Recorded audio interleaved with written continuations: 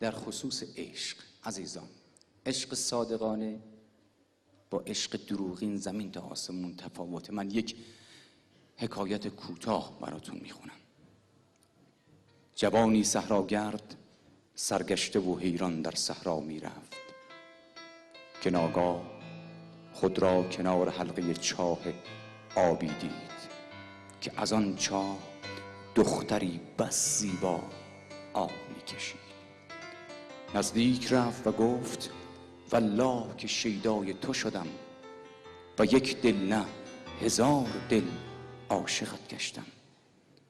دخترک گفت آن سوتر از این چاه سمت راست من بانوی ایستاده که در زیبایی بی مثال، آنقدر زیباست که من حتی لیاقت کنیزی او را ندارم.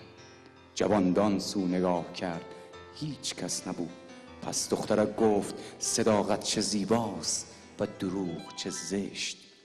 لحظه ای پیش می گفتی که والله شیدای منی، همین که صحبت از زنی دیگر به میان آمد به آن سو نگاه کردی.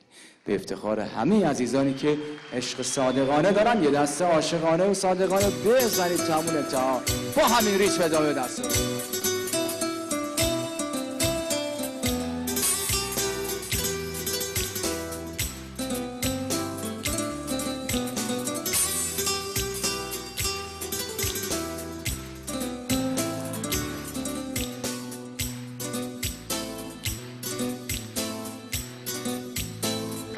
حالا که کار شده پر از نیرنگ و میارم، حالا که دل تو شده من سنگ و دور از خدا به من